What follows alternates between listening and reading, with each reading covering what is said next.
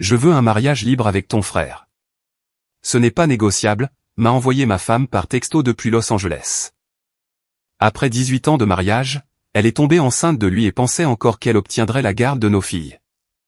Le garage était silencieux, à l'exception du goutte-à-goutte régulier de l'huile sous mon camion. Minuit à Millbrook signifiait que le monde s'était enfin calmé, laissant à un homme l'espace pour réfléchir. J'avais les mains dans le cambouis jusqu'au coude lorsque mon téléphone a vibré sur l'établi. Le message venait de Beth, ma femme depuis 18 ans. Je veux un mariage libre. Ce n'est pas négociable. J'ai fixé ces mots un long moment, en m'essuyant les mains sur un vieux chiffon. La lumière fluorescente au-dessus de moi vacillait, projetant des ombres sur le sol en ciment. 18 ans, 2 filles, une maison que nous avions construite ensemble, une entreprise que j'avais lancée de zéro. Compris, ai-je répondu, mais je ne comprenais encore rien du tout. Non, vraiment. Beth était à Los Angeles pour une autre de ses retraites d'entreprise, le genre de voyage qui était devenu plus fréquent depuis qu'elle avait obtenu ce poste de direction chez Harvel Industries et qui la tenait éloignée des matchs de basket de nos filles et des dîners de famille. J'ai traversé notre maison et ma maison, techniquement, puisque je l'avais construite de mes propres mains et que mon entreprise d'électricité avait payé chaque planche et chaque clou. Le silence semblait différent maintenant, plus lourd. Des photos de famille bordaient le couloir, mais elles ressemblaient à des artefacts de la vie de quelqu'un d'autre. Le sourire de Beth semblait forcé sur chacune d'entre elles. Les filles étaient chez ma mère cette semaine-là, soi-disant pour donner à leur mère l'espace de se retrouver. À l'époque, je pensais que ce n'était qu'une autre phase. Beth était agitée ces derniers temps, parlant d'opportunités manquées et voulant plus de la vie. Maintenant, je comprenais ce qu'elle avait voulu. J'ai fait du café et je me suis assis à la table de la cuisine, regardant notre jardin. La balançoire que j'avais construite pour Becca et Britney quand elles étaient petites était vide, les chaînes se balançant légèrement dans la brise nocturne. Tout semblait identique, mais quelque chose de fondamental avait changé. Mon téléphone a de nouveau vibré. Un autre message de Beth. Nous devons parler quand je rentrerai. Il s'agit de croissance, James, d'être honnête avec nous-mêmes. Croissance, honnêteté et les mots à la mode de l'entreprise qu'elle utilisait depuis des mois prenaient soudain tout leur sens. J'avais été marié à une étrangère, et apparemment, j'étais le dernier à m'en rendre compte. J'ai passé le reste de la nuit dans mon bureau à éplucher nos comptes joints, nos relevés de cartes de crédit et nos factures de téléphone. Appelez ça de la paranoïa ou de la diligence raisonnable, mes 18 ans de mariage m'avaient appris que Beth ne faisait jamais les choses à moitié. Si elle voulait un mariage libre, elle l'avait déjà commencé. Les preuves étaient là, noir sur blanc. Des frais d'hôtel dans des villes où elle avait prétendu assister à des conférences, des notes de restaurant pour deux alors qu'elle était censée dîner seule, des appels téléphoniques vers un numéro que j'ai reconnu, le portable de mon frère John. Mon jeune frère, le fils prodige qui n'avait jamais vraiment été à la hauteur de son potentiel, le charmeur qui empruntait de l'argent sans jamais le rembourser, qui s'était incrusté sur notre canapé plus de fois que je ne pouvais les compter. Et qui regardait toujours Beth un peu trop longtemps lors des réunions de famille. Je me suis adossé à ma chaise, les pièces du puzzle s'emboîtant comme une énigme que j'essayais de résoudre depuis des mois. L'intérêt soudain de Beth pour son apparence, les nouveaux vêtements, l'abonnement à la salle de sport, la façon dont elle avait commencé à travailler tard les soirs où John était en ville. Le café avait refroidi, mais je m'en fichais. J'étais maintenant bien réveillé, plus alerte que je ne l'avais été depuis des années. Mon téléphone montrait des dizaines de textos entre Beth et John datant de 6 mois. Rien d'explicitement romantique, mais le sous-entendu était clair pour quiconque savait lire entre les lignes. J'ai hâte de te revoir. James ne me comprend pas comme toi. Ça semble tellement juste. J'ai sauvegardé des captures d'écran de tout. Puis j'ai supprimé le fil de discussion de la sauvegarde cloud de Beth. Si elle voulait jouer à des jeux, elle devrait le faire sans son filet de sécurité. Le soleil se levait quand j'ai terminé mon enquête. J'ai pris une douche, mis mes vêtements de travail et je suis parti à l'atelier. Mon équipe arriverait à 7 heures, et j'avais une journée complète de travaux électriques devant moi. Mais d'abord, j'avais un arrêt à faire. Le Millbrook dîner était déjà bondé pour le petit déjeuner quand je suis entré. Les petites villes fonctionnent au ragot et au café, et les deux coulaient à flot. J'ai salué les visages familiers et pris place au comptoir. Bonjour, James, dit Rita, la serveuse qui servait du café ici depuis avant ma naissance. Levé tôt? Impossible de dormir, dis-je, ce qui était assez vrai. Café et toast de blé, s'il vous plaît. Elle m'a versé le café sans que je le demande. Beth est toujours en dehors de la ville. Los Angeles, dis-je. Voyage d'affaires. Rita hocha la tête d'un air entendu. Cette vie d'entreprise tient les gens occupés. Tes filles vont bien? Elles sont chez maman cette semaine. Ça donne à Beth un peu d'espace pour se concentrer sur le travail. Avant de plonger plus loin dans cette histoire, j'ai une petite demande. S'il vous plaît, abonnez-vous, aimez, commentez et appuyez sur le bouton de partage pour que plus de gens puissent découvrir ces incroyables histoires de Reddit. La conversation était assez innocente, mais je voyais Rita enregistrer l'information.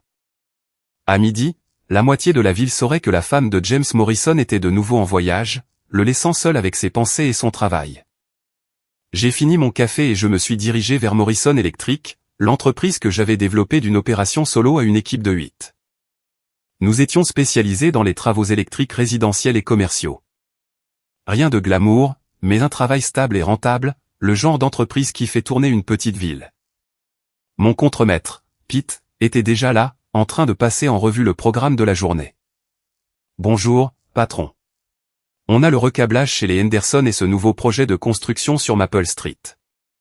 Ça me va, dis-je. Je prends le chantier des Henderson. Tu gères l'équipe sur Maple. Pete me regarda. Tu es sûr? C'est un gros chantier pour une seule personne. J'ai besoin de m'occuper aujourd'hui, dis-je. De plus, Madame Henderson m'a spécifiquement demandé. C'était vrai. Eleanor Henderson avait 83 ans et ne faisait confiance à personne de moins de 60 ans pour son installation électrique. J'entretenais sa maison depuis 15 ans, depuis que j'avais lancé l'entreprise. Le chantier des Henderson a pris la majeure partie de la journée, ce qui était exactement ce dont j'avais besoin. Un travail physique, de la résolution de problèmes, la satisfaction de réparer quelque chose de cassé. Quand j'ai eu fini, je me sentais plus moi-même que je ne l'avais été depuis des mois. Je rangeais mes outils quand mon téléphone a sonné. Le nom de Beth s'est affiché à l'écran. Allô, dis-je. James. Nous devons parler de mon message d'hier soir. Je sais que c'était soudain, mais quand rentres-tu à la maison? Demain soir. Mais écoute, ça ne doit pas être une mauvaise chose. Beaucoup de couples explorent des arrangements alternatifs de nos jours. Il s'agit d'honnêteté, et... Je viendrai te chercher à l'aéroport, l'interrompis-je. James, tu m'écoutes? C'est important. Je t'ai entendu. Mariage libre, croissance, honnêteté. Je comprends parfaitement. Il y eut une pause. Tu as l'air en colère. Je ne suis pas en colère, B. Je suis juste en train d'assimiler. Nous pouvons traverser ça ensemble, en famille. Famille. Le mot avait un goût amer. Bien sûr. Nous parlerons quand tu seras à la maison. Après qu'elle a raccroché, je suis resté assis dans l'allée de Madame Henderson pendant un long moment, regardant le soleil se coucher sur Millbrook. C'était ma ville, ma vie, mon monde. J'avais construit quelque chose ici, une entreprise, une réputation, une famille. Il était maintenant temps de déterminer ce qui valait la peine d'être sauvé et ce qui devait être démoli et reconstruit à partir de zéro. Je suis rentré en voiture par des rues que j'avais connues toute ma vie. Je suis passé devant des maisons où j'avais fait des travaux électriques. Je suis passé devant le lycée où j'avais rencontré Beth. Je suis passé devant l'église où nous nous étions mariés. Tout semblait identique, mais je voyais tout avec des yeux différents. La maison semblait encore plus vide que la veille. J'ai préparé un sandwich et l'ai mangé debout au comptoir de la cuisine. Puis je suis allé dans mon bureau et j'ai commencé à faire des listes. Actifs, comptes, propriétés, investissements, tout ce que Beth et moi possédions ensemble, tout ce que nous avions construit en équipe. Si elle voulait de l'honnêteté, elle allait en avoir plus que ce à quoi elle s'attendait. Le vol de Beth a atterri à 19h30 un mardi soir. J'attendais à la livraison des bagages, la regardant marcher vers moi avec cette démarche assurée qu'elle avait développée depuis qu'elle avait pris son poste dans l'entreprise. Elle était belle, mieux qu'elle ne l'avait été depuis des années, en fait. Nouvelle coupe de cheveux, vêtements chers, ce genre de look soigné qui vient de quelqu'un qui a quelque chose à prouver. « Salut », dit-elle, m'embrassant sur la joue comme si nous étions des connaissances. Comment était Los Angeles? Productif. Très productif. Elle a attrapé sa valise sur le carrousel. James, à propos de ce dont nous avons discuté. Parlons-en à la maison, dis-je. Les filles t'attendent. Le trajet de retour à Millbrook fut gênant. Beth n'arrêtait pas d'entamer des conversations sur son voyage, son travail, ses projets d'avenir, mais tout semblait scénarisé, comme si elle avait répété cette performance. J'ai beaucoup réfléchi, dit-elle alors que nous nous garions dans notre allée. À nous, à ce que nous voulons de la vie. Nous sommes tous les deux assez jeunes pour explorer de nouvelles possibilités. 42 ans, ce n'est pas exactement jeune, Beth. C'est ce que je veux dire. Nous ne pouvons plus perdre de temps à prétendre être quelque chose que nous ne sommes pas. J'ai garé le camion et les regardé. Que prétendons-nous être, exactement? Heureux, dit-elle sans hésitation. Quand a été la dernière fois que nous avons été vraiment heureux ensemble? C'était une question juste, et je n'avais pas de bonne réponse. Nous dérivions depuis des années, vivant les apparences du mariage tout en nous éloignant, mais j'avais toujours supposé que c'était normal, l'évolution naturelle d'une relation à long terme.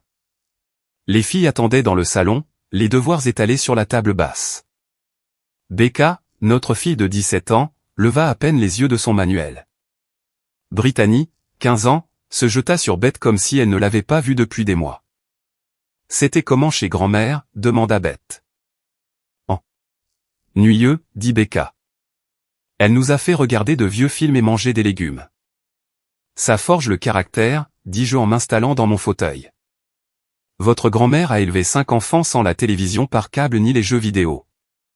Autre temps, autre mœurs, dit Beth, et quelque chose dans son ton suggérait qu'elle ne parlait pas seulement de télévision. Nous avons suivi la routine du dîner en famille, de l'aide aux devoirs, des histoires pour s'endormir pour Brittany, qui les aimait encore même si elle prétendait être trop vieille. Des trucs de famille normaux, sauf que plus rien ne semblait normal. Après que les filles furent couchées, Beth se servit un verre de vin et s'assit en face de moi à la table de la cuisine. Alors, dit-elle, parlons. Je t'écoute. Je sais que c'est difficile à entendre, mais j'y pense depuis longtemps. Nous nous sommes éloignés, James. Nous voulons des choses différentes. Qu'est-ce que tu veux? Elle prit une gorgée de vin, rassemblant ses pensées. Je veux me sentir à nouveau vivante. Je veux de la passion, de l'excitation, le sentiment que tout est possible. Je veux être avec quelqu'un qui me voit comme plus qu'une simple épouse et mère. Quelqu'un comme... Le verre de vin s'arrêta à mi-chemin de ses lèvres. Quoi? Mon frère, John. Celui qui te voit comme plus qu'une simple épouse et mère. Le visage de Beth devint pâle, puis rouge. Je ne sais pas ce que tu insinues. Je n'insinue rien. J'énonce des faits. J'ai sorti mon téléphone et je lui ai montré une des captures d'écran que j'avais sauvegardées. Facture d'hôtel de Chicago. 2 personnes, une chambre. Le même week-end où tu étais censé être à une conférence marketing. Elle regarda l'écran, puis moi. Tu m'as espionné. J'ai été attentif. Il y a une différence. James, je peux expliquer. Vraiment? Parce que j'ai environ 6 mois de preuves qui suggèrent que toi et mon frère avez une liaison. Relevé téléphonique, relevé de carte de crédit, reçu d'hôtel. Dois-je continuer? Beth posa son verre de vin avec des mains tremblantes. Ce n'est pas ce que tu crois. Ah non? Qu'est-ce que c'est, alors? C'est compliqué. Compliqué? J'ai ri, mais sans aucune once d'humour.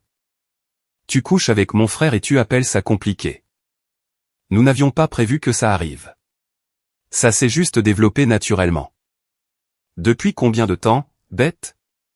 Depuis combien de temps couches-tu avec mon frère? Elle tressaillit à mon ton. 6 mois, peut-être 7. Et tu as pensé que la meilleure façon de gérer ça a été de demander un mariage libre? Je pensais que nous pourrions trouver un arrangement en adulte. En adulte? Je me suis levé et j'ai marché jusqu'à la fenêtre, regardant notre jardin. Les adultes ne se cachent pas derrière le dos de leur conjoint pendant 7 mois. Les adultes n'ont pas de liaison avec le frère de leur mari. Je sais comment ça peut paraître. Ah oui? Parce que de mon point de vue, on dirait que tu planifies ça depuis un moment. Le poste en entreprise, les voyages d'affaires, l'intérêt soudain pour le développement personnel. Tu as construit une stratégie de sortie. Beth pleurait maintenant, mais je ne ressentais aucune sympathie.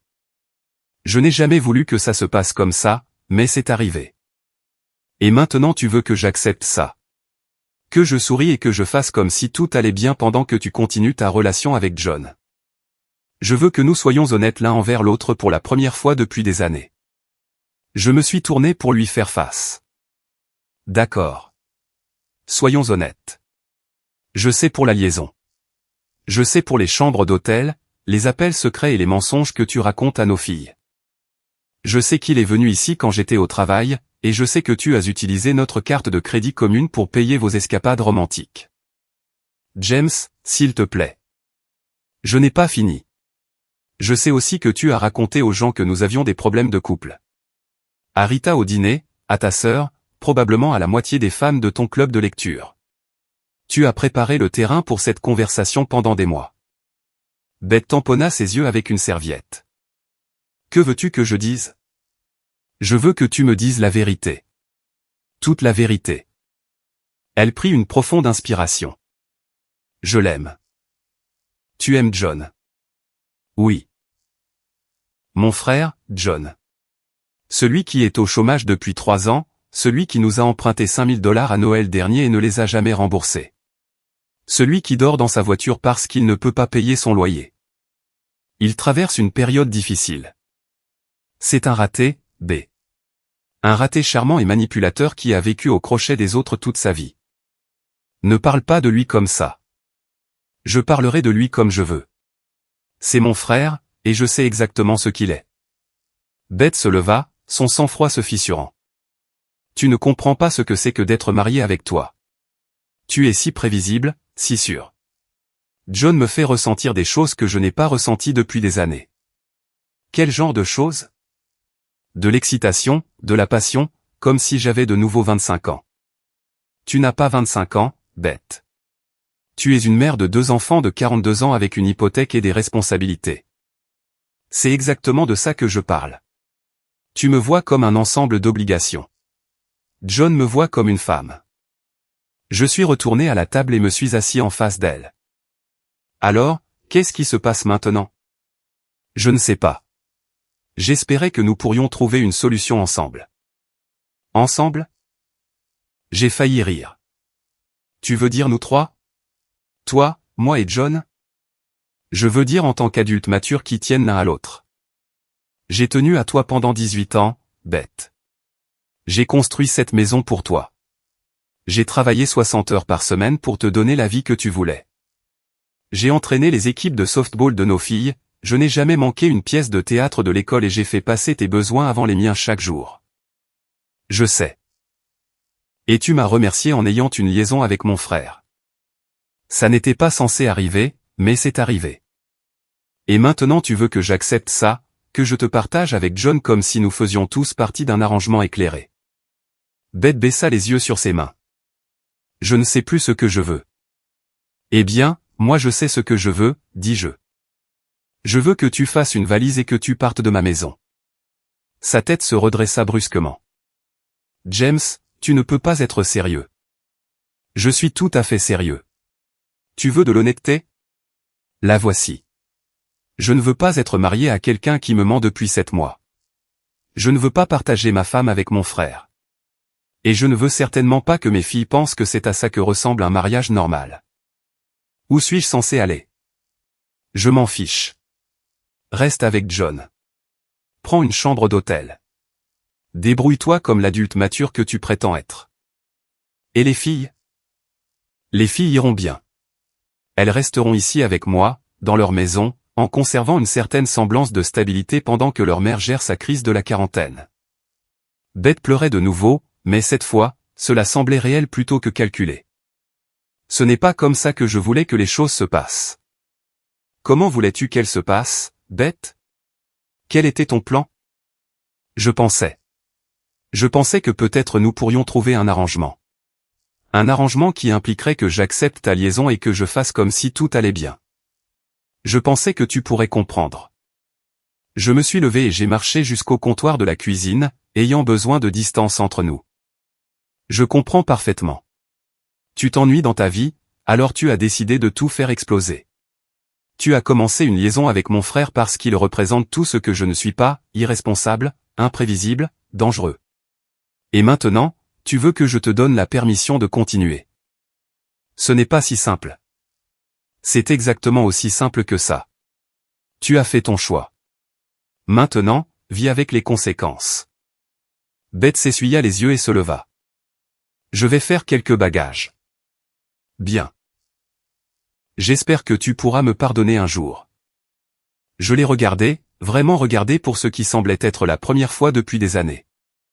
Elle était toujours belle, toujours la femme dont j'étais tombé amoureux au lycée, mais elle était aussi une étrangère maintenant, quelqu'un qui avait mené une double vie pendant que je travaillais pour maintenir notre famille unie. Peut-être que je le ferai, dis-je, mais pas aujourd'hui. Elle est montée faire ses valises, et je suis resté seul dans la cuisine, l'écoutant se déplacer dans notre chambre.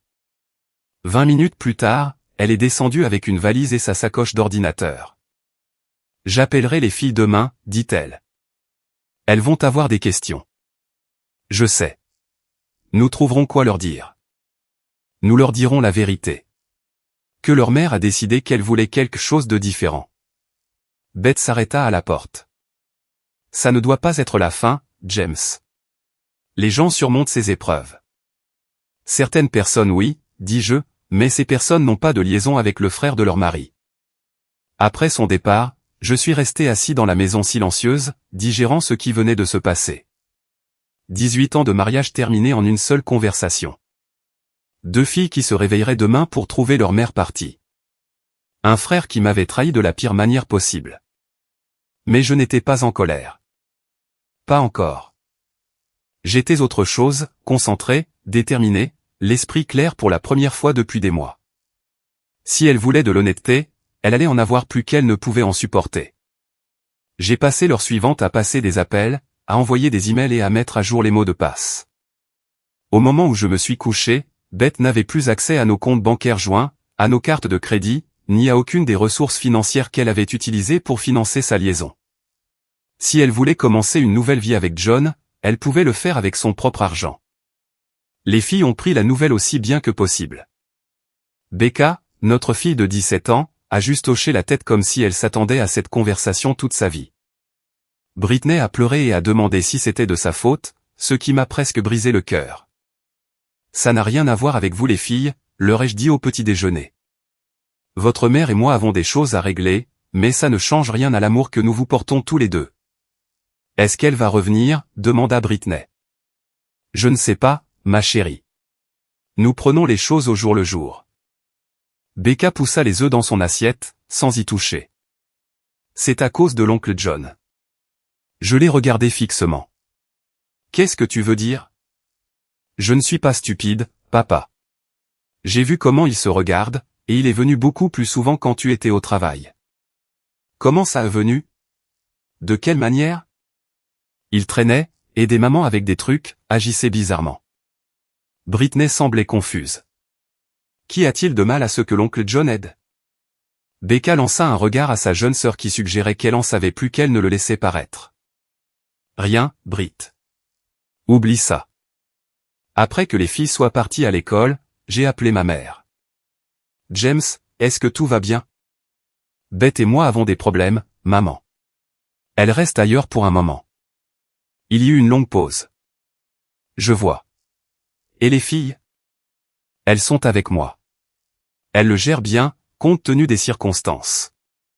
Tu veux en parler? Ma mère avait 73 ans et avait connu sa part de problèmes conjugaux.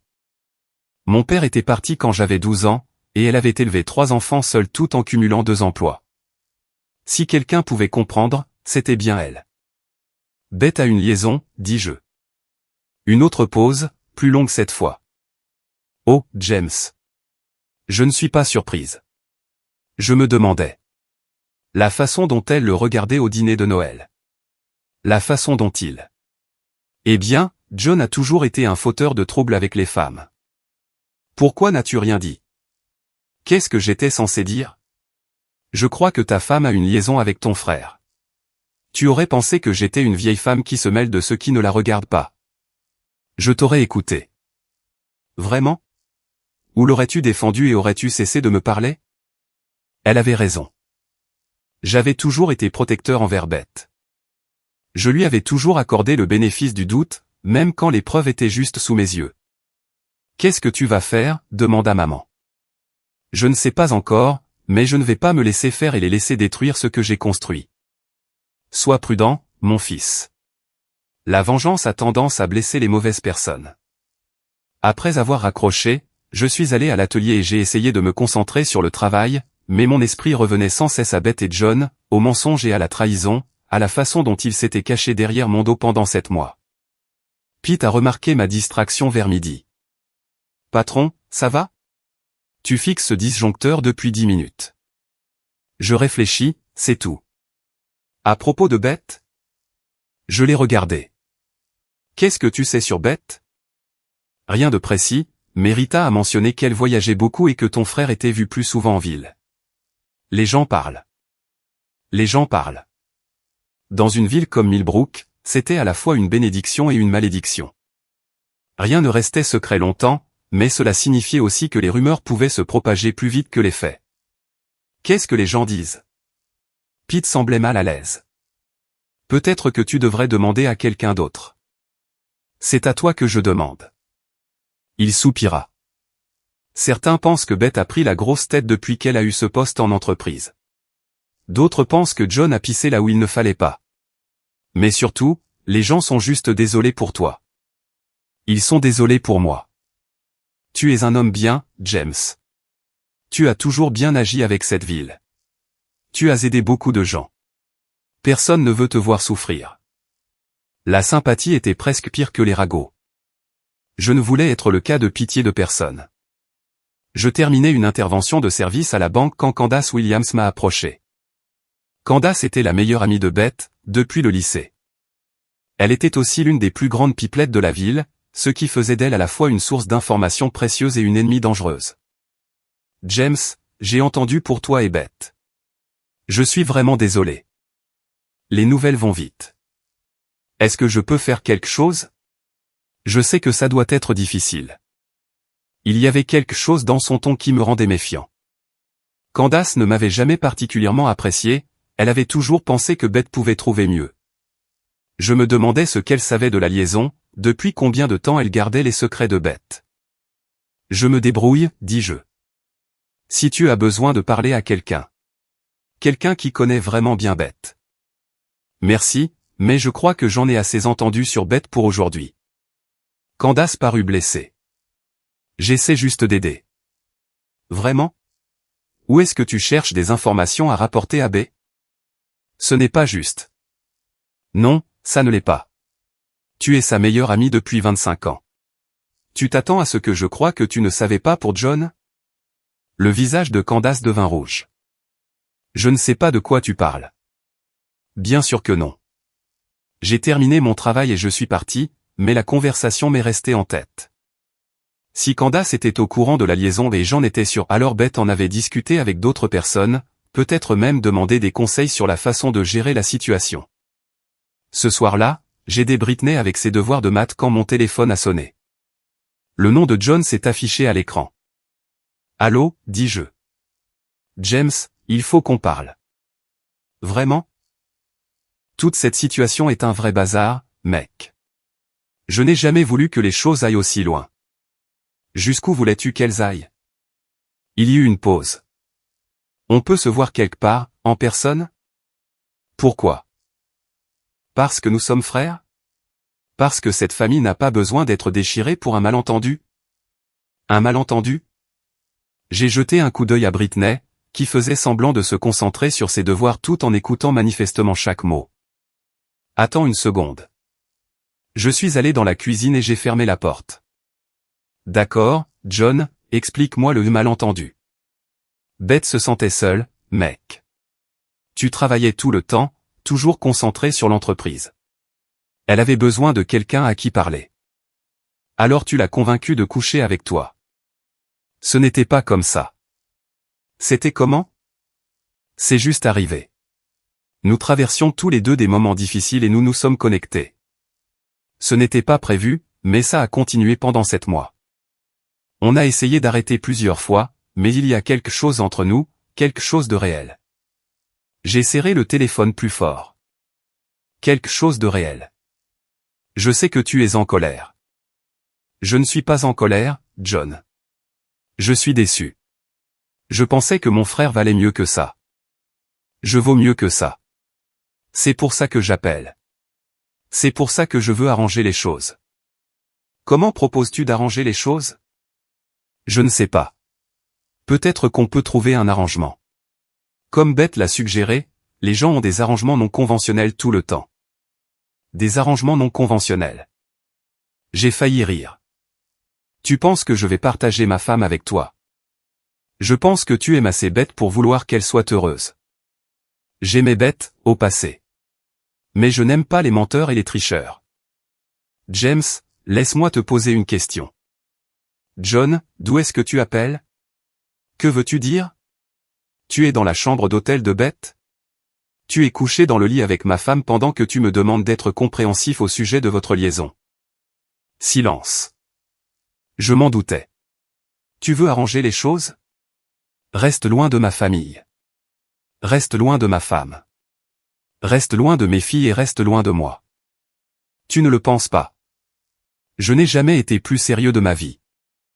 J'ai raccroché et je suis resté dans la cuisine, tremblant de rage.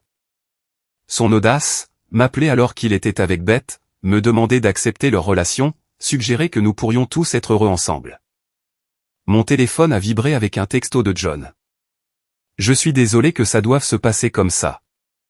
J'ai supprimé le message sans répondre. Britney est apparue à la porte de la cuisine. Papa, ça va? J'ai forcé un sourire. Je vais bien, ma chérie. Juste des trucs de boulot. C'était l'oncle John. Oui. Est-ce qu'il vient dîner ce week-end? John avait été un habitué de nos dîners de famille pendant des années, se pointant chaque fois qu'il avait besoin d'un repas gratuit ou voulait emprunter de l'argent. Les filles l'adoraient. Elles pensaient qu'il était l'oncle amusant qui leur apportait des cadeaux et leur racontait des blagues. Pas ce week-end, dis-je. L'oncle John va être occupé pendant un certain temps. Cette nuit-là, après que les filles furent couchées, je me suis assis dans mon bureau et j'ai passé d'autres appels. J'ai appelé notre avocat, notre comptable et notre agent d'assurance. Je voulais comprendre exactement à quoi je faisais face, ce à quoi Beth avait droit, quels étaient mes droits. Le tableau qui s'est dessiné n'était pas joli. 18 ans de mariage signifiait que Beth avait droit à la moitié de tout ce que nous possédions, la maison, l'entreprise, nos économies, nos comptes de retraite. Elle pouvait réclamer une pension alimentaire, surtout compte tenu de son historique de travail récent et de l'écart de nos revenus. Mais il y avait aussi des choses qui jouaient en ma faveur. La liaison, pour commencer. L'Indiana n'était pas un état de divorce sans faute, ce qui signifiait que l'adultère pouvait avoir un impact sur la répartition des biens et les pensions alimentaires. Le fait qu'elle ait utilisé les biens matrimoniaux pour financer la liaison était un autre point en ma faveur. Plus important encore, j'avais des documents, captures d'écran, relevés de cartes de crédit, reçus d'hôtel et des preuves qu'il serait très difficile pour Beth d'expliquer. Je faisais encore des recherches quand mon téléphone a de nouveau sonné. C'était Beth cette fois. James, nous devons parler des filles. Qu'est-ce qu'il y a avec elles? Elles ont besoin de stabilité en ce moment. Elles ont besoin de leurs deux parents. Elles ont de la stabilité. Elles sont dans leur maison avec leur père, maintenant leur routine normale. Elles ont aussi besoin de leur mère. Leur mère est celle qui a choisi de partir. Je n'ai pas choisi de partir. Tu m'as mise à la porte. Je t'ai donné le choix, mettre fin à la liaison ou partir. Tu as choisi de partir. J'avais besoin de temps pour réfléchir. Tu as eu 7 mois pour réfléchir, Beth. De combien de temps de plus as-tu besoin? C'est compliqué. Non, ça ne l'est pas. C'est simple. Tu as une liaison avec mon frère. Soit tu y mets fin et tu rentres à la maison, soit tu restes dehors. Mais tu ne peux pas avoir les deux. Les filles s'ennuient de moi. Alors rentre à la maison. John. John. Il y eut une longue pause. Je ne peux pas faire ça. Alors tu as pris ta décision. James, s'il te plaît. Je dois y aller, Beth. Les filles ont école demain, et je dois les aider avec leurs devoirs. Puis-je au moins les voir? Bien sûr. Tu es leur mère. Mais ce sera selon mes conditions, dans ma maison, quand cela conviendra à notre famille. Ta famille? Je fais partie de cette famille aussi. Vraiment? Parce que de mon point de vue, on dirait que tu as commencé une nouvelle famille avec John. Après qu'elle a raccroché, je me suis servi un verre et je me suis assis sur le porche arrière, regardant le jardin où mes filles avaient grandi. La balançoire, le parterre de fleurs que j'avais planté, le foyer où nous avions fait griller des guimauves les soirs d'été. Tout cela semblait appartenir à une histoire ancienne maintenant. La nouvelle s'est répandue à Millbrook comme une traînée de poudre. À la fin de la semaine, tout le monde savait que la femme de James Morrison l'avait quitté pour son frère. Les regards que je recevais à l'épicerie allaient de la sympathie à la curiosité, en passant par la pitié pure et simple. Je détestais chacun d'entre eux. Rita au dîner a commencé à me donner du café en plus et à poser des questions insistantes sur la façon dont je tenais le coup. Les gars de la quincaillerie m'offraient des conseils non sollicités sur les avocats spécialisés en divorce et posaient des questions sur la répartition des biens. Même le facteur s'est senti obligé de partager son opinion sur « les femmes qui n'apprécient pas ce qu'elles ont ». L'attention était suffocante, mais elle m'a aussi donné une idée. Si tout le monde allait de toute façon parler de mes affaires, autant que je contrôle le récit. J'ai commencé par de petites choses. Quand Rita m'a demandé comment j'allais, j'ai mentionné que Beth était distante depuis des mois, voyageant constamment pour le travail, me laissant tout gérer à la maison. Quand les gars de la quincaillerie m'ont offert des conseils, j'ai partagé que j'avais découvert des irrégularités financières sur nos comptes joints. Je n'ai jamais menti, exactement. J'ai juste mis l'accent sur certaines vérités en omettant d'autres. L'effet a été immédiat.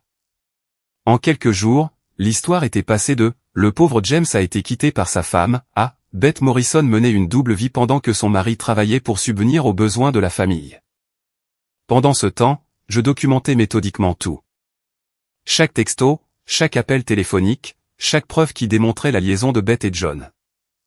J'ai engagé un détective privé pour les suivre, les photographier ensemble, pour créer un dossier indéniable de leur relation. Les photos sont arrivées par email un jeudi matin. Beth et John entrant ensemble dans un hôtel.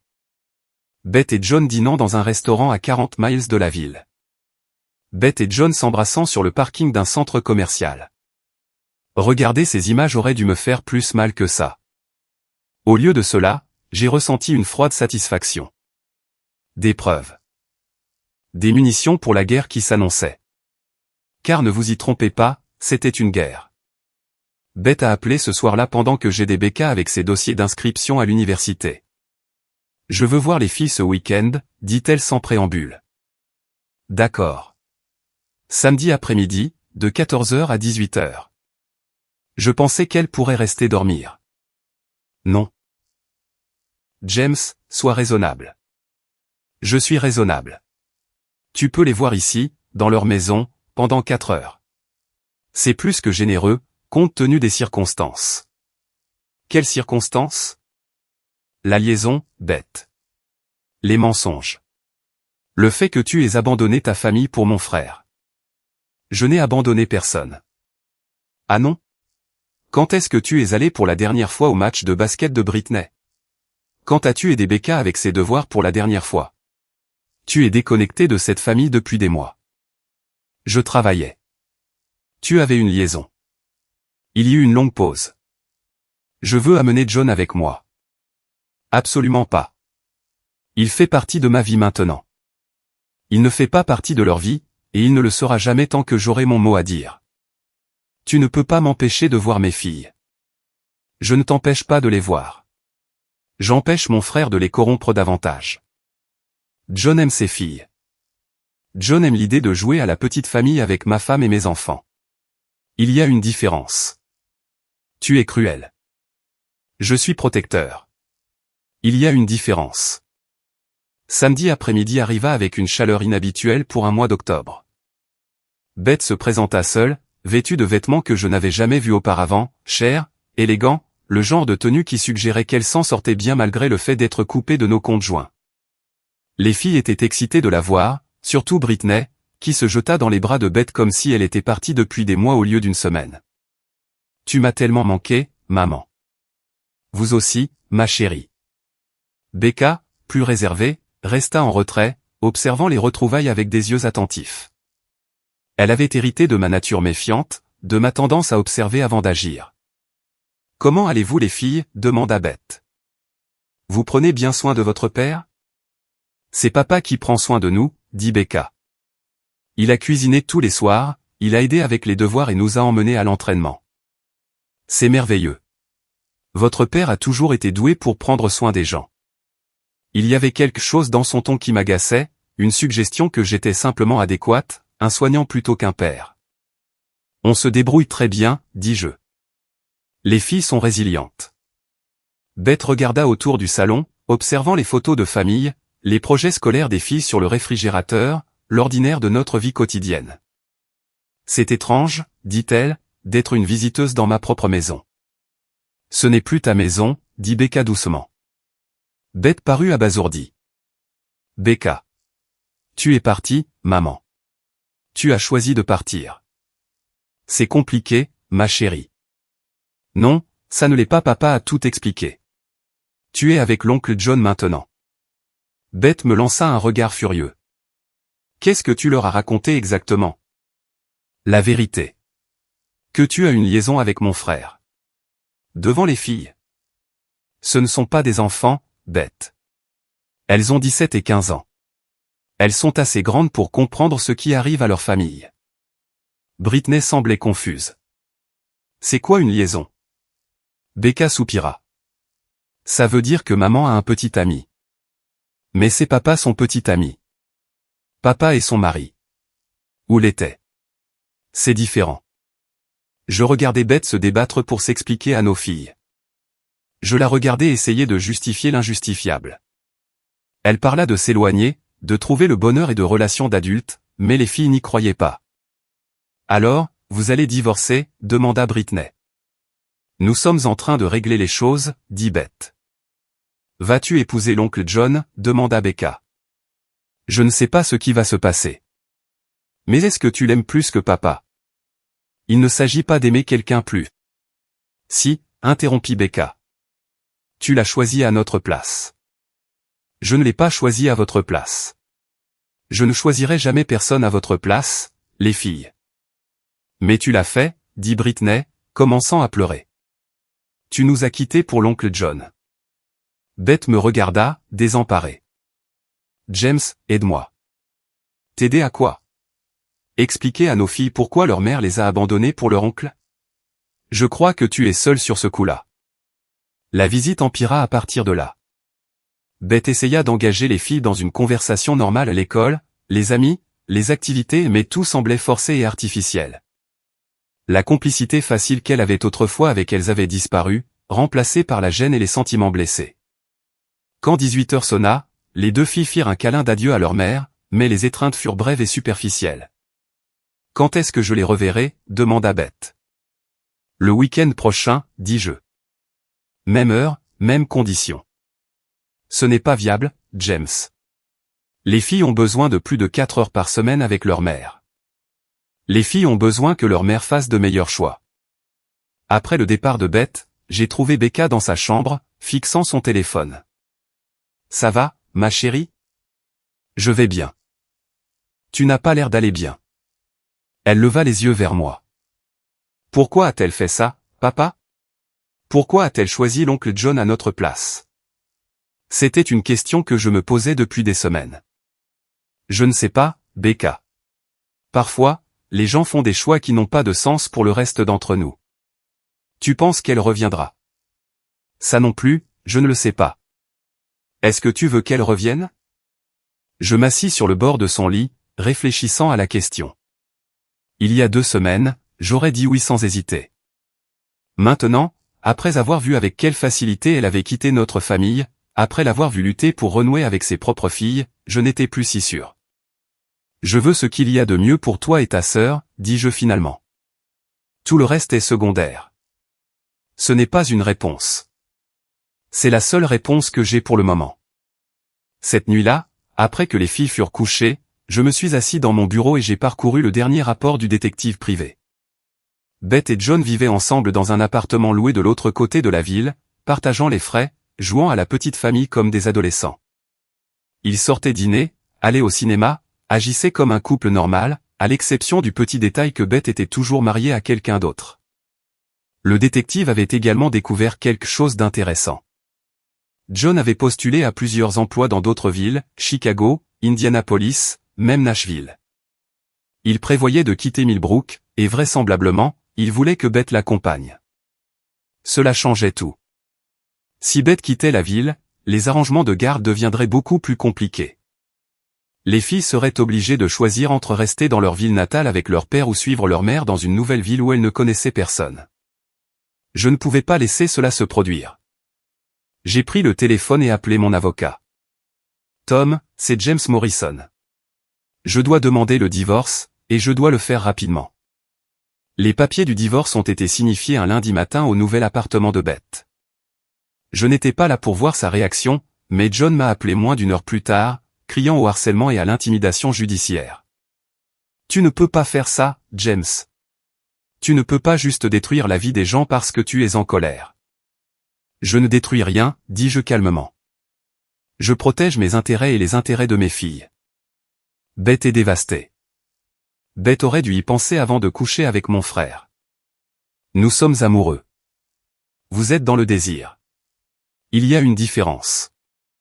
Tu ne sais pas de quoi tu parles. Je sais exactement de quoi je parle. Je sais aussi que tu as postulé à des emplois dans d'autres villes, prévoyant d'emmener ma femme et peut-être mes filles loin de tout ce qu'elles ont toujours connu. Il y eut un silence à l'autre bout du fil. C'est ça, John. Je sais pour Chicago, Indianapolis, Nashville. Tu pensais vraiment que tu pouvais te faufiler hors de la ville sans que je le découvre? Nous n'avons pris aucune décision. Vous avez pris beaucoup de décisions. Vous avez décidé d'avoir une liaison avec ma femme. Vous avez décidé de briser ma famille. Vous avez décidé de planifier un avenir qui ne m'inclut pas, ni la stabilité de mes filles. Les filles pourraient venir avec nous. Sur mon cadavre. J'ai raccroché avant qu'il ne puisse répondre. Le processus judiciaire a avancé rapidement une fois qu'il a commencé. Mon avocat, Tom Bradley, s'occupait du droit de la famille à Millbrook depuis 30 ans. Il avait vu toutes sortes de divorces, toutes sortes de batailles pour la garde, toutes sortes de conflits financiers. Tu as un dossier solide, m'a-t-il dit lors de notre deuxième réunion. La liaison est bien documentée. Elle a utilisé les biens matrimoniaux pour financer la relation, et elle a abandonné le domicile familial. N'importe quel juge raisonnable verra les choses telles qu'elles sont. Et pour la garde? Avec sa situation de vie actuelle et l'instabilité qu'elle a créée, je pense que nous pouvons obtenir la garde principale avec des visites supervisées, surtout si elle prévoit de quitter l'État. Et financièrement, elle obtiendra quelque chose. C'est un mariage de 18 ans, après tout. Mais vu les circonstances, ce ne sera pas la moitié de tout. Peut-être 30%, voire moins. C'était mieux que ce que j'avais espéré. La vraie bataille a commencé lorsque Beth a engagé sa propre avocate, une femme vive d'Indianapolis spécialisée dans la représentation des épouses dans les divorces à patrimoine élevé. Soudain, Beth prétendait que j'avais été émotionnellement abusif, que j'avais contrôlé les finances, que je l'avais poussé dans les bras de John par des années de négligence. C'était une stratégie prévisible, mais cela faisait quand même mal de voir notre mariage réécrit comme une histoire d'oppression et d'évasion. Les filles étaient prises au milieu, forcées de répondre à des questions sur leur vie de famille, leur relation avec leurs deux parents, leurs préférences pour les arrangements de garde. Becca a géré la situation avec le stoïcisme typique des adolescents, mais Britney a eu du mal avec la pression. Je ne veux pas choisir, m'a-t-elle dit un soir après une séance particulièrement difficile avec le conseiller désigné par le tribunal. Pourquoi les choses ne peuvent-elles pas simplement redevenir comme avant? Parce que ta mère a fait des choix qui ne peuvent pas être annulés, dis-je. Mais quoi qu'il arrive, toi et Becca, vous irez bien. Je vous le promets. Et si le juge dit que nous devons vivre avec maman et l'oncle John? Ça n'arrivera pas. Comment le sais-tu? Parce que je ne le permettrai pas. C'était une promesse que j'avais l'intention de tenir, peu importe ce que cela me coûterait. La percée est venue d'une source inattendue. Candace Williams, la soi-disant meilleure amie de Beth, m'a appelé un jeudi soir de novembre. James, c'est Candace. Il faut que je te parle. À propos de quoi? À propos de Beth. De ce qui se passe vraiment. Nous nous sommes retrouvés dans un café de la ville voisine, un endroit où personne qui nous connaissait ne nous verrait. Candace avait l'air nerveuse, tripotant son sac à main et évitant le contact visuel. C'est difficile pour moi, dit-elle. Elle est mon amie depuis 25 ans, mais je ne peux pas la regarder détruire la vie de ses filles pour un homme comme John. Qu'est-ce que tu veux dire? Candace prit une profonde inspiration. Beth n'est pas simplement tombée dans cette liaison, James. Elle l'a planifiée. Elle est malheureuse depuis des années, parlant de te quitter, de vouloir une vie différente. Quand John a commencé à venir plus souvent, elle a vu une opportunité. Une opportunité pourquoi? Pour créer une crise qui t'obligerait à agir. Elle pensait que si elle avait une liaison, tu te battrais pour elle. Peut-être que tu changerais, que tu deviendrais plus excitant. C'est insensé. C'est bête. Elle a toujours été dramatique, a toujours eu besoin d'être le centre de l'attention. Mais quand tu n'as pas réagi comme elle s'y attendait, quand tu as simplement accepté et lui a demandé de partir, elle a paniqué. Alors elle a mis les bouchées doubles. Exactement. Et maintenant, elle est trop engagée pour faire marche arrière. Elle a dit à tout le monde que tu étais un mari terrible, que John est son âme sœur, qu'elle a enfin trouvé le vrai bonheur. Elle ne peut pas admettre que tout était une erreur sans passer pour une idiote. Et John? Candace rit amèrement. John est un opportuniste. Il a vu une chance de vivre sans payer de loyer avec une femme qui a un revenu stable, et il l'a saisie. Mais il commence déjà à s'agiter. Je l'ai vu avec d'autres femmes, James. Il n'est pas aussi engagé dans cette relation que Beth le pense. Pourquoi me dis-tu ça? Parce que ces filles méritent mieux. Parce que tu mérites mieux. Et parce que Beth est sur le point de faire une erreur qui va ruiner toutes vos vies. Quel genre d'erreur? Elle est enceinte. Les mots m'ont frappé comme un coup de poing. Quoi? Elle en est à 10 semaines. Elle ne l'a pas encore dit à John. Elle ne l'a dit à personne d'autre qu'à moi. Elle prévoit d'utiliser la grossesse pour forcer John à l'épouser, pour prouver à tout le monde que leur relation est réelle et durable. J'ai regardé Candace, essayant de digérer cette information. Tu es sûr? Je suis allé chez le médecin avec elle. J'ai vu l'échographie. C'est de John? Elle dit que oui. Le timing correspond. Un bébé. Beth attendait le bébé de John. Cela compliquerait tout, la garde, la pension, la relation des filles avec leur mère. Cela la lierait à John en permanence, créerait une nouvelle famille qui m'excluait, moi et mes filles. Pourquoi me dis-tu ça? Ai-je demandé à nouveau. Parce que je pense que tu as le droit de savoir. Et parce que je pense que Beth fait une terrible erreur qui va blesser tout le monde, y compris le bébé. Que veux-tu que je fasse de cette information? Je ne sais pas, mais je pensais que tu devrais avoir tous les faits avant l'audience de garde le mois prochain. Après le départ de Candace, je suis resté assis dans le café pendant 1 heure de plus, réfléchissant aux implications. La grossesse de Beth changeait tout, mais elle me donnait aussi un avantage que je n'avais pas auparavant. Si elle prévoyait d'utiliser le bébé pour manipuler John afin qu'il l'épouse, elle était plus désespérée que je ne l'avais réalisé. Et les personnes désespérées font des erreurs. J'ai appelé Tom Bradley et j'ai fixé une réunion d'urgence pour le lendemain matin. Cela complique les choses, dit-il après que je lui ai expliqué la situation, mais cela pourrait aussi jouer en notre faveur. Comment? Une femme enceinte vivant avec son amant dans une relation instable n'est pas exactement l'image de l'aptitude maternelle, surtout quand cet amant est le frère du père et un fainéant connu. Que recommandez-vous? Nous poussons pour une résolution immédiate de la question de la garde. Nous soutenons que les filles ont besoin de stabilité et que la situation actuelle de Beth est tout sauf stable. Nous soulignons qu'elle a abandonné le domicile familial pour poursuivre une liaison et qu'elle est maintenant enceinte de l'enfant de son amant. Et si elle prétend que le bébé n'est pas de John, alors nous demandons un test de paternité. Dans tous les cas, cela prouve qu'elle avait des relations non protégées avec quelqu'un qui n'était pas son mari alors qu'elle était encore mariée. C'était brutal, mais c'était aussi nécessaire. Beth avait choisi cette voie, et maintenant elle devrait en assumer les conséquences. L'audience de garde était prévue pour la première semaine de décembre. À mesure que la date approchait, je me sentais étrangement calme, concentré sur la tâche à accomplir. Je documentais tout, me préparais à tous les arguments possibles, anticipais chaque mouvement que l'avocate de Beth pourrait faire. La veille de l'audience, je me suis assis dans mon bureau, révisant mon témoignage une dernière fois. Becca a frappé à la porte. « Papa, je peux te parler ?»« Bien sûr. Qu'est-ce que tu as en tête ? » ?»« Demain, c'est le grand jour, n'est-ce pas ? L'affaire de la garde. »« C'est ça. Tu es nerveuse ? » ?»« Un peu. »« Je suis confiant que nous obtiendrons la bonne décision. » Elle s'est assise sur la chaise en face de mon bureau, paraissant plus âgée que ses 17 ans. « Je veux témoigner. »« Becca, je sais que tu ne veux pas que je m'en mêle, mais je veux dire au juge comment ça s'est passé. Comment maman est partie, comment l'oncle John a détruit notre famille, comment tu t'es occupé de tout. Tu n'as pas à faire ça. Si, je le dois. C'est aussi ma famille, et je veux me battre pour elle. » En regardant ma fille à ce moment-là, j'ai ressenti une vague de fierté et de gratitude. Elle était forte, déterminée, prête à défendre ce qui était juste, même quand c'était difficile. « D'accord, dis-je. Si c'est ce que tu veux, nous le ferons. Et papa ? Quoi qu'il arrive demain, je veux que tu saches que tu as été un père formidable. Plus que formidable.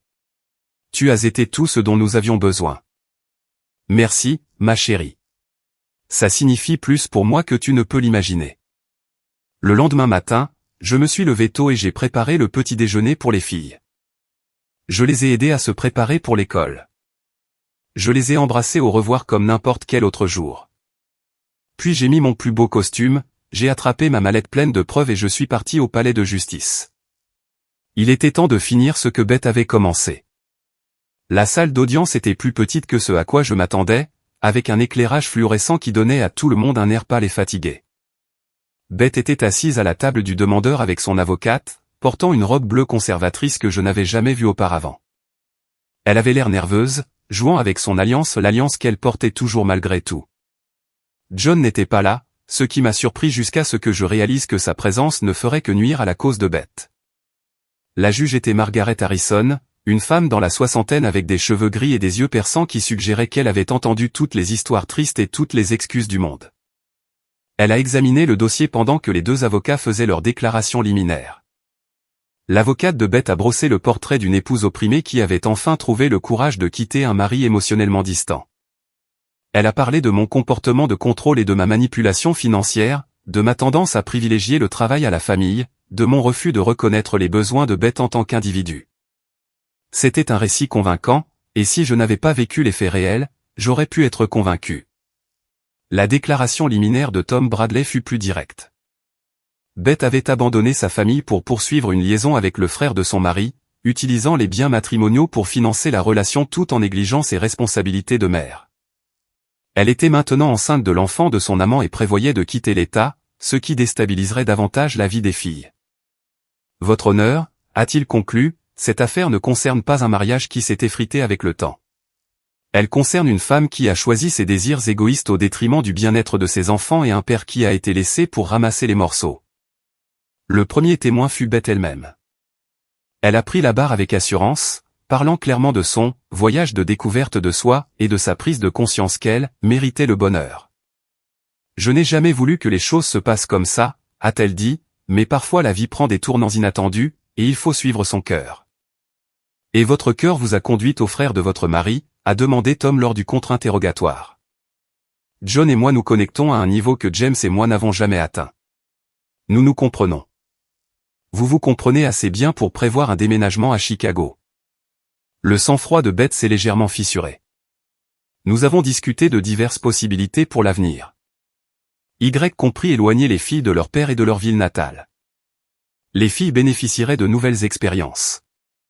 Bénéficieraient-elles d'être séparées de leur père? Ce n'est pas ce que nous prévoyons. Mais c'est une possibilité. Si vous déménagez à Chicago avec Monsieur Morrison, je suppose que c'est une possibilité. Je suppose que oui. Tom a présenté les reçus d'hôtel, les relevés de cartes de crédit et les photographies qui documentaient la liaison. Beth a essayé de minimiser les preuves, affirmant qu'elle avait fait des erreurs mais qu'elle en avait tiré des leçons. « Combien d'erreurs ?» a demandé Tom. « Combien de chambres d'hôtel? Combien de rendez-vous secrets? Combien de mensonges ont été dits à votre mari et à vos filles? Je ne connais pas le nombre exact. Plus de 10? Plus de 20? J'ai dit que je ne sais pas. Mais vous savez que vous avez utilisé l'argent de votre famille pour payer ces erreurs. Les cartes de crédit étaient aussi à mon nom. De l'argent gagné par votre mari pendant que vous planifiez de le quitter. L'avocate de Beth a objecté, mais le mal était fait. La juge avait vu les preuves, entendu les aveux, était témoin de l'incapacité de Beth à assumer l'entière responsabilité de ses actes. Le témoin suivant était Candace Williams. Je l'avais citée à comparaître malgré sa réticence à témoigner contre son amie. Madame Williams, dit Tom, depuis combien de temps connaissez-vous la plaignante? 25 ans, depuis le lycée. Diriez-vous que vous la connaissez bien? Très bien. Elle a été ma plus proche amie. Madame Morrison a-t-elle discuté de ses problèmes conjugaux avec vous? Candace regarda Beth, qui la fixait avec un mélange de trahison et de désespoir. Oui, elle l'a fait. Que vous a-t-elle dit? Elle a dit qu'elle était malheureuse, qu'elle se sentait piégée, qu'elle voulait plus d'excitation dans sa vie. A-t-elle mentionné John Morrison spécifiquement? Un autre regard vers Beth. Oui. Qu'a-t-elle dit à son sujet? Elle a dit qu'il la faisait se sentir jeune à nouveau, se sentir désirable. A-t-elle exprimé une quelconque inquiétude quant à l'effet que ses actions pourraient avoir sur ses filles? Elle a dit que les filles comprendraient éventuellement, qu'elle voudrait qu'elles soient heureuses. A-t-elle discuté de sa grossesse avec vous? L'avocate de Beth a objecté, mais la juge Harrison a autorisé la question. Oui, dit-elle doucement. Que vous a-t-elle dit à propos de la grossesse? Elle a dit que c'était un signe qu'elle et John étaient faits pour être ensemble, que cela prouverait à tout le monde que leur relation était réelle. A-t-elle exprimé une quelconque inquiétude quant à l'idée d'élever un enfant avec Monsieur John Morrison?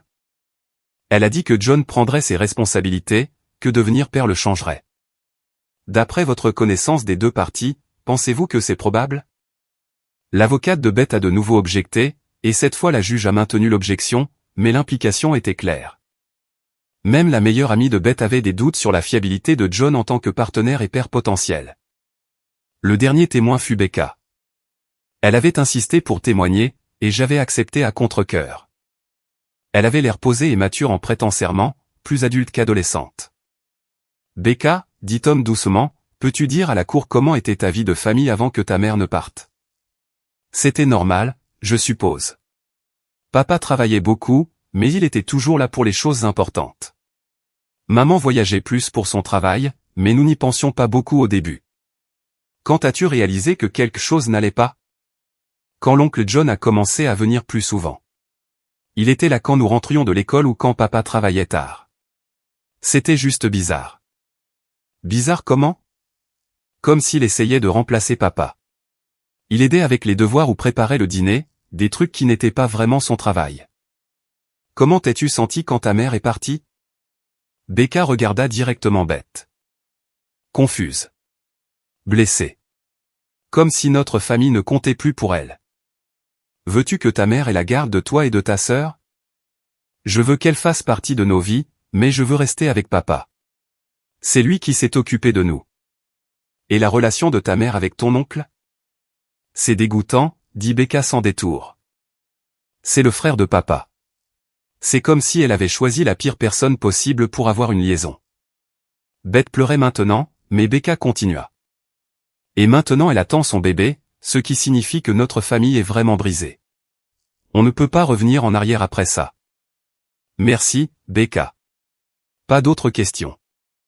L'avocate de Beth a tenté de réhabiliter le témoignage en interrogeant Becca sur des souvenirs heureux avec sa mère, sur l'importance de maintenir leur relation, mais le mal était fait. Une jeune fille de 17 ans venait de dire à une juge que les choix de sa mère étaient dégoûtants et avaient brisé leur famille de manière irréparable. Les plaidoiries finales furent brèves. L'avocate de Beth a fait un dernier appel à la compréhension, arguant que les gens font des erreurs et méritent une seconde chance. Tom Bradley a résumé méthodiquement les preuves, liaison, abandon, grossesse, projet de déménagement et irresponsabilité financière. Votre honneur, a-t-il conclu, les enfants dans cette affaire ont besoin de stabilité, pas de drame. Ils ont besoin d'un parent qui met leur bien-être en premier, pas de quelqu'un qui cherche encore ce qu'il veut de la vie. La juge Harrison a suspendu l'audience pendant 30 minutes pour examiner sa décision. Je me suis assis dans le couloir avec Tom, regardant Beth et son avocate se concerter en urgence. « Comment penses-tu que ça s'est passé ?» ai-je demandé. « Mieux que ce à quoi je m'attendais. » Le témoignage de Becca a été particulièrement efficace. Et la question de la grossesse. C'était le coup de grâce. Une femme enceinte de l'enfant de son amant tout en étant encore mariée à quelqu'un d'autre ne va pas obtenir la garde principale de 2 adolescentes. Lorsque nous sommes revenus, la juge Harrison a rendu son jugement avec une précision clinique. Sur la base des preuves présentées, je conclus que Madame Morrison a abandonné le domicile familial pour poursuivre une relation extra-conjugale, utilisant les biens matrimoniaux pour financer cette relation tout en négligeant ses responsabilités parentales. Sa situation de vie actuelle est instable, et ses projets pour l'avenir sont incertains. Elle m'a accordé la garde physique principale des 2 filles. Beth aurait des visites supervisées un week-end sur 2. Beth recevrait 30% de nos biens matrimoniaux et aucune pension alimentaire, compte tenu de son adultère et de son abandon de la famille. De plus, a poursuivi la juge Harrison, compte tenu de la grossesse de Madame Morrison et de sa relation avec l'oncle des filles, j'ordonne une thérapie familiale pour toutes les parties afin d'aider à naviguer dans cette situation inhabituelle. Beth sanglotait ouvertement maintenant. Son avocate posa une main réconfortante sur son épaule, mais il n'y avait plus rien à faire. La décision de la juge était complète et définitive. À l'extérieur du palais de justice, Beth m'a confronté directement pour la première fois depuis des semaines. « Tu es content maintenant ?» a-t-elle demandé. « Tu as tout détruit. » « Je n'ai rien détruit, Beth. J'ai juste refusé de te laisser détruire la vie de nos filles. Ces filles ont besoin de leur mère. Elles ont besoin d'une mère qui les met en premier. Quand tu seras prête à être cette personne, nous pourrons parler. Et le bébé? Et John? Et alors? Tu as fait tes choix. Maintenant, vis avec les conséquences. James, s'il te plaît. L'audience est terminée, Beth. La juge a parlé. Il est temps pour nous tous de passer à autre chose. Je me suis éloigné, la laissant debout sur les marches du palais de justice avec son avocate. Je ne ressentais pas de satisfaction dans ses larmes ni de joie dans sa défaite, mais je ressentais autre chose, du soulagement. L'incertitude était terminée. Mes filles resteraient avec moi, dans leur maison, avec leurs vies intactes. Ce soir-là, j'ai préparé le dîner pour Becca et Britney. Je les ai aidés avec leurs devoirs et j'ai bordé Britney avec une histoire de princesse qui se sauvait elle-même. Des trucs de famille normaux, sauf que maintenant, cela semblait précieux au lieu d'être routinier. Becca m'a trouvé dans la cuisine plus tard, en train de faire la vaisselle. « Alors, on reste ?» dit-elle. « On reste. » « Bien. C'est ici notre place. »« Oui, c'est ça. » « Qu'est-ce qui va se passer maintenant ? Avec maman, le bébé et tout le reste ? » ?»« Je ne sais pas, ma chérie. Mais quoi qu'il arrive, nous le gérons ensemble, en famille. » En famille. Plus tard dans la nuit, je me suis assis dans mon bureau et j'ai regardé la ville que j'avais appelée ma maison toute ma vie. Millbrook n'était pas parfaite, mais c'était la nôtre.